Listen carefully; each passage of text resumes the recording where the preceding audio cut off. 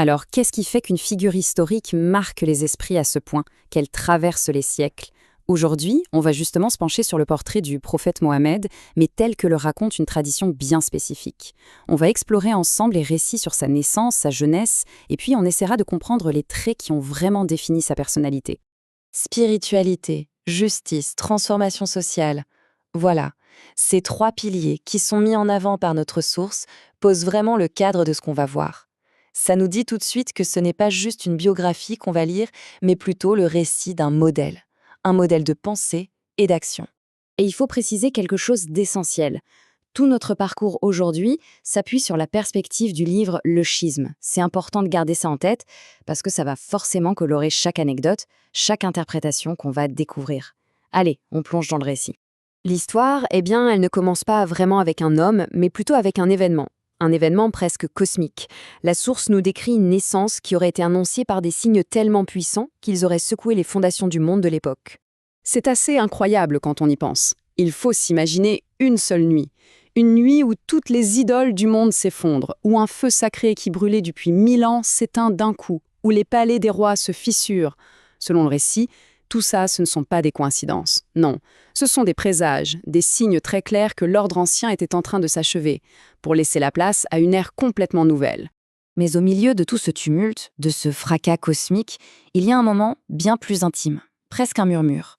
C'est une voix que la source décrit comme divine qui s'adresse directement à sa mère, Amina. Et cette voix ne lui donne pas seulement un nom, Mohammed, elle lui confie aussi une mission.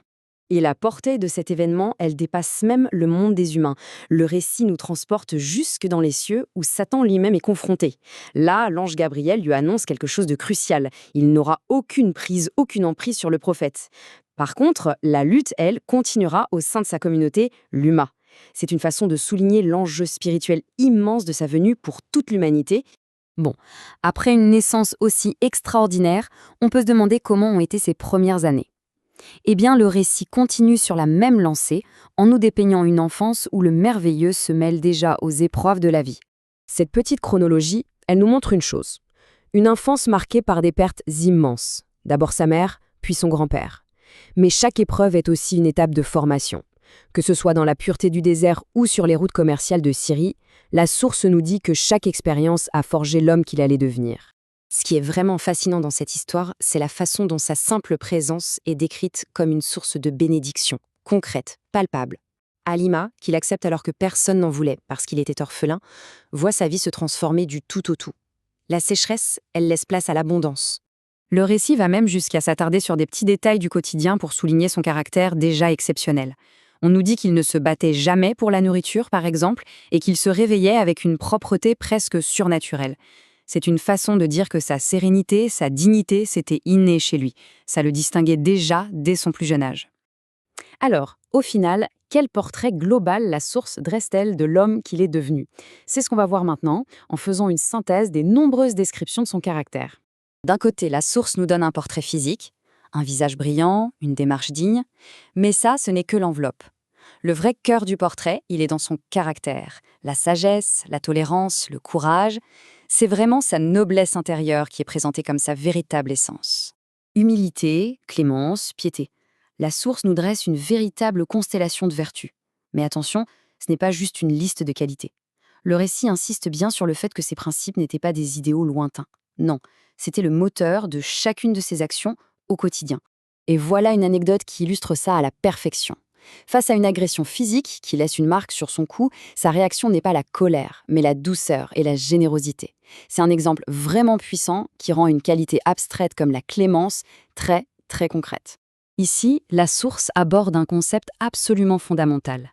Elle redéfinit ce qu'est le djihad, la lutte. Loin de l'image du champ de bataille, le plus grand combat, le plus difficile selon ses enseignements, il est intérieur. C'est la lutte contre son propre ego, contre nos penchants à la colère, à l'orgueil. C'est cette victoire sur soi qui est présentée comme la plus noble de toutes. Un autre aspect très important que souligne la source, c'est sa généalogie. Et là encore, il ne s'agit pas seulement d'une liste de noms.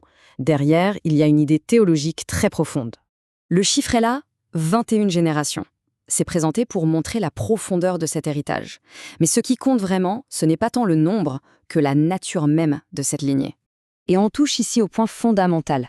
Pour la source, cette généalogie, ce n'est pas juste un lien de sang, c'est un héritage spirituel qui n'a jamais été rompu.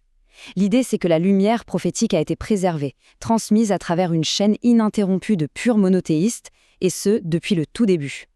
Alors, que retenir de tout ça? Si on rassemble toutes les pièces de ce portrait, la naissance miraculeuse, le caractère exemplaire, la lignée pure, quel est le message final que la source cherche à nous transmettre? On voit se dessiner un arc narratif très clair, une vie qui est extraordinaire du début à la fin, où chaque événement, chaque trait de caractère, tout contribue à forger l'image d'un modèle. Un modèle de comportement, de spiritualité et de leadership. Et en regardant ce récit, la question se pose au-delà de ce contexte spécifique. Qu'est-ce qui rend une vie exemplaire? Est-ce que c'est la naissance, les actions, le caractère, ou bien l'héritage qu'on laisse? C'est une réflexion qui nous est laissée sur ce qui constitue vraiment, au fond, un modèle pour les autres.